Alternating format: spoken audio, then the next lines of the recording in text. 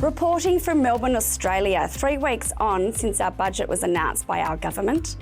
And I'm here today with James Clyne again at the news desk here at Studio B Media. We're going to discuss the budget, tax, and what's going on for entrepreneurs and what the next 6 months looks like. There's a bit of silence going on at the moment with the government and we'd like to hear more. James, what do you think? Alex, great to be here once again. 3 weeks in and the ripple effects are still there.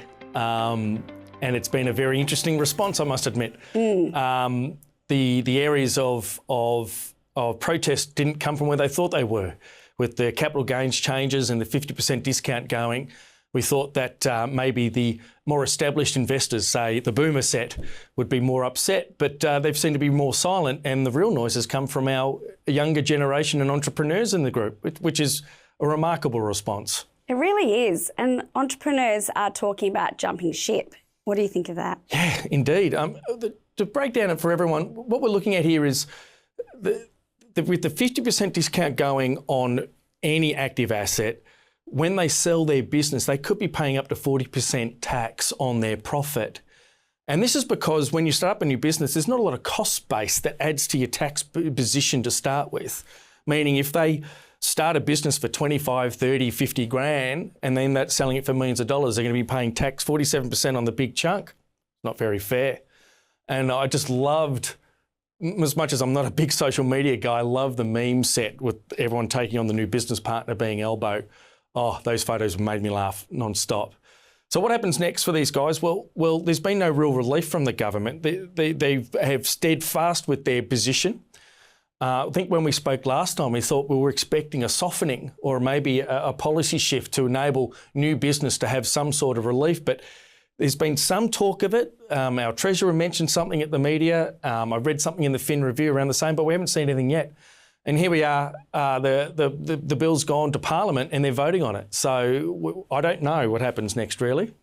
And what does it look like for entrepreneurs? James Clyne, for instance, at your advisory firm, what's happening? Are the accounting portfolios, shaking? Are you busier than usual? What's happening? Oh, yeah. So the advisories across the country have now got a whole stack of new work to do. Existing structures, especially in the trust organisations and holding of passive assets, as well as new business, is all taking some new thinking. And what we're seeing is a whole range of new ideas that are coming through. The challenge what we're facing is that normally when there's policy given out by the government at the tax level, is that the Australian Taxation Office then quickly come out with guidance notes and commentary and some sort of clarification. Well, we haven't had that yet. And when will we see that, though? Well, I heard last week November. No way. Yeah, that's a long time. Yeah. And my gut feel is that they'll come out a bit earlier than that because they can't let this drift for 6 months. Will it just lead into a stagflation effect, do you think? Well, it will certainly curtail new business in our country for at least the next 3 or 4 months because no one knows what to really do. And some of the ideas are a bit crazy. There's talk of moving wealth offshore. There's talk of not even starting up here in Australia. And people are now looking at options that are not here in Australia, which is the antithesis of what this government's trying to do in create generation of wealth here. That's right. And, 47% is going off into other people's pockets, yes, not the company shareholders. Well, that's right. Yeah, that's right. And the issue actually here is that to start a new business in whatever venture it may be, all the risk, and you only take on all that risk if you're going to get your return. Yes. Like everyone starts a business to be successful and to create that $1 million, $10 million, whatever number you like, a result for you, and you have to give half of it away. Well, what's the point? Then that's the sentiment. And I can feel for the 20, 30, young 40-year-old entrepreneurs who have got an idea and want to enter the market. And all of a sudden they go, well, what do I do here? It used to be simple. It used to be a set of rules. And now we're talking about something extraordinary. Well, that's it. And for those who know me as Alex Lowe in the ALx Report, you might also know me as Attention Now, which was incorporated in 2013. And what we've been seeing the last 3 weeks, the team and I have been seeing companies that we capital raise for and write business plans for and financial modelling for, is just a lot of rocky road, people eating some rocky road with us to just cope with it, because I'm trying to make them calm down. And one of our 3 Cs is the calm approach. But to get the coverage, to get the capital, we are seeing a real shake-up. And we need people like Dylan Clyne, so James here, and his team to make sure that everyone knows what's going on, number one. So we'll be back here, hopefully get you at the news desk again next week, but also to make sure we're getting abreast of what's going on with these reports from the government. You know, hearing November, we might have to wait. Yeah, I don't think we'll wait till November. I think people with a good idea will get on with it, and people even with very current new businesses are going to have to get on. I mean, we talk about tax havens, and people talk about how they can manoeuvre their business. Tax havens and all these avoiding tax jurisdictions is more about where you live, okay? And so people like living in Australia because we've got everything great here and it's a great country. But this is going to disincentivise our young entrepreneurs out there, our next generation of successful people to actually set up camp here, right? So you think about, well, if they're not going to be here, where are they going to go? Well, I tell you, the funniest thing about it, the tax havens around the world we're talking about, the Bahamas, you don't really want to live there. It's too hot. Really? You might want to visit. For our kids. Oh, I don't know. I'm not too sure about the infrastructure over there. You know, you've got the Isle of Man off the British coast, which is just a windswept grassland. You don't want to live there. So what's come into our foresight and what's been talked about a lot in the media in the last 10 days has been New Zealand.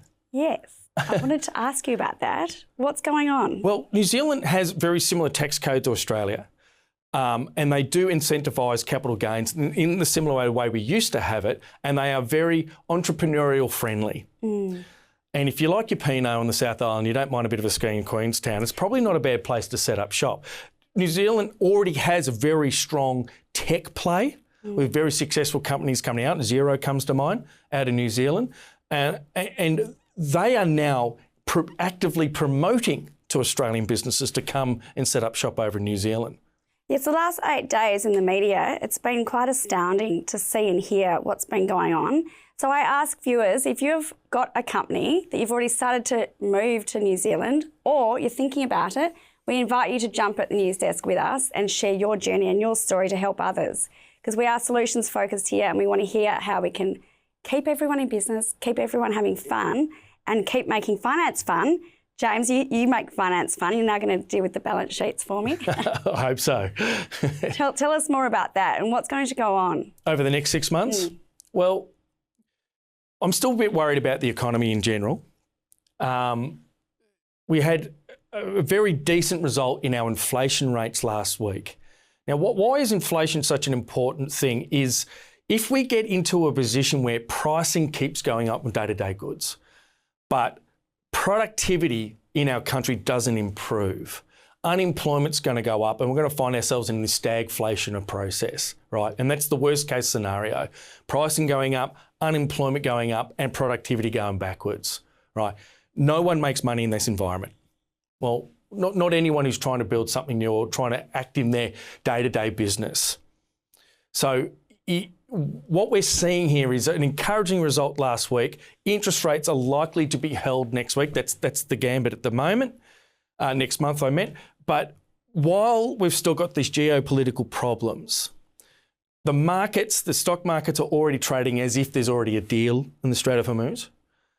But if that drags out a bit longer, there is a concern here that we don't get through this little inflation bubble.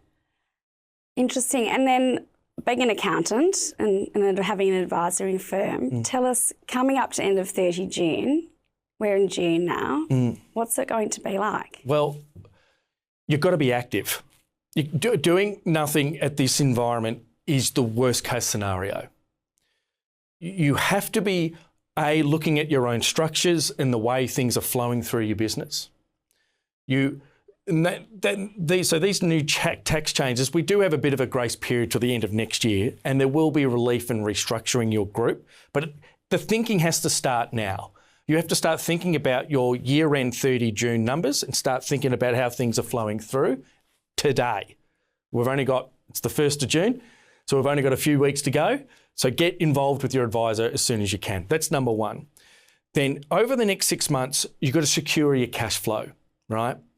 what's going to happen is cash will dry up in this sort of environment. So what that means is your customers may be slowing their payments up to you. And what does that mean for you? Now, does it mean go conservative? It's about being organised. Understanding that there's a cash problem in 3 weeks, 4 weeks, 3 months' time gives you the time to fix it. Finding it out the morning of is problematic. So start getting organised with your contracts and understanding the flow of money into your business, right? And then you've got to become, and this is the biggest point, and the whole nation is facing this problem, we've got to be more productive. We've just got to do things better, okay? And inside every business, you have to find a way to be doing more for less, right? And this is a real challenge with wage pressures coming up. Young people want to be paid more and they deserve to be paid more. So you've got to find a way to be able to do things better. One of the biggest problems in our economy is we're not productive enough. We're all working very, very, very hard, but we don't seem to be getting ahead as a nation with our wealth. So inside your own business, you've got to be engaging in new tools, new processes, and to ensure that you're spending money in the right spot. The time to do that is now. Because if it goes into a negative direction over the second half of this year, it might be too late for you. So the next 6 months is going to be full of great opportunity. But we have to be organised now before that wave comes over us. So you've heard it from James, be planned, know your numbers, talk to your advisor, make sure you do get onto it before the end of 30 June, and do make sure the deck shares are in the right order. Speak to James Clyne at Dylan Clyne or one of the advisors that we will list if you wish. Do put a note underneath. And make sure you subscribe because the ALx report will come to you weekly if we get more subscriptions. And we've got an event on the 11th of June, so if you'd like to be part of that, we are going to be opening up 10 places. So the first in best dress will be those who comment below. And James Clyne, I think we'll have you back, definitely. But tell us what else you're up to, talking about the global landscape, talking about Australian markets, and also for these businesses wanting to grow who need capital. You're the CFO and also company secretary of one. Tell us about EGROS. Well, EGROS is a pharmaceutical company based out of Macquarie Park in Sydney, a pre-revenue group that has been raising for the last few years to finish the pilot plant in the site up north. And what we're seeing in the marketplace is that the capital investment is very hard to gain at the moment, especially in what we call risk capital, with risk capital being investment into organisations pre-revenue. And that's dried up across the globe. Working through investment houses out of Singapore, Hong Kong, London, and out of the US, we're finding that the geopolitical climate has slowed up the flow of money in and out of jurisdictions, and they're parking their money in more safer, cash-positive investments. Meaning if you're a startup business and you're looking for investment at any level, it is a tougher market to be in right now. But don't lose faith. Because what happens in this cycle is that this money gets parked and it won't be parked for too long. Like where investment houses would cash them out and earn their 5, 6, 7% in the bank, no, they want returns bigger than that, and they're demanded so. So the investment market will come back into this market, so be organised. Yeah, make sure your investment deck's ready to go, make sure your investment strategy's ready to go, and understand exactly how and where you're going to spend the money. And just ensure and show the dream that your product is going to make lots of money. That's the key here. You need to show the revenue path. We know who to contact. You contact the alxreport.com and attentionnow.com.au. And just want to pick up one more thing, so keep watching. Tell us about the global markets. We haven't discussed those. Global markets is an interesting beast. I'm very curious on the US market, which does lead the world economy in this space. They're trading as if the war in Iran is already over. They're pre-predicting that a deal is going to be done. And that does create a sense of nervousness because it's very uncertain.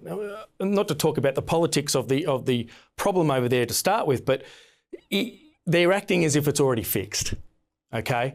And the Chinese are getting a little nervous because they're the major recipient of the energy that comes through that part of the world. And we're seeing that there is somewhat inflationary bubbles already. The Australian banking community were off last week in the markets, which is already an early sign of a slowing market space. But investment seems to be very strong.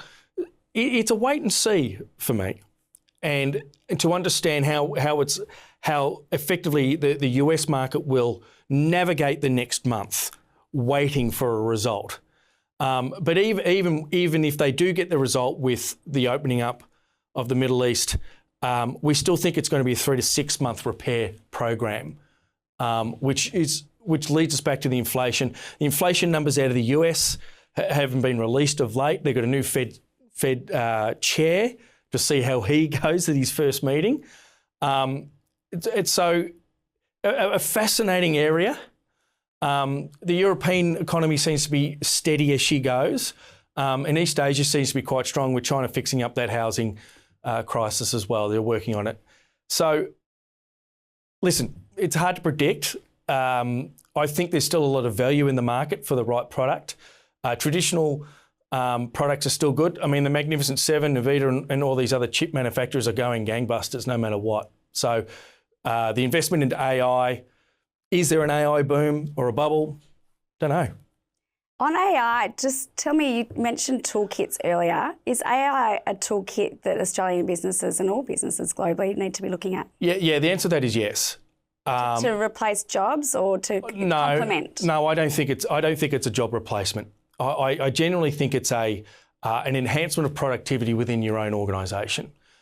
If you look at history, you look at the introduction of personal computers that came to our workspaces in the early 90s, late 80s. That was meant to replace the jobs, and it didn't. Or it didn't create more jobs. Okay, I keep mentioning productivity in this nation. That's our real problem. So if we can get every person who's working in their own environment doing things 10, 20% better using AI tools, then there's enough work to go around. In certain sectors, it hurts more than others. Clearly, tech has got a bit more of a problem because they've essentially, cannibalised their own industry.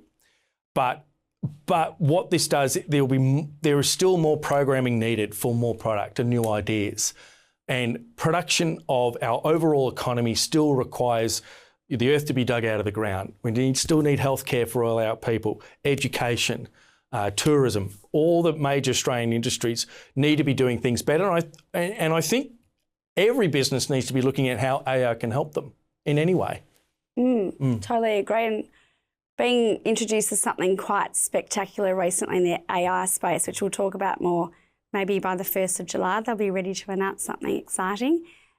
But I just wanted to make sure the viewers today, and also hearing from you, James, people are listening to not just their brokers and advisors. I mean, I used to be a stockbroker, loved it, love helping people grow and create their stories, entrepreneurs who need cash, connections, but also the coverage, the media coverage, like what we do here at Studio B Media here in Melbourne, but making sure people are sharing their stories more and helping each other. So that's the purpose of the ALx Report. I'm Alex Owen, yours truly. Make sure you keep watching and do comment below, or you can send a private email to rob@attentionnow.com.au and he can organise the diary dance so you can be at the news desk. Thank you so much, James. James Clyne, Dylan Clyne. He's an advisor. I'm not.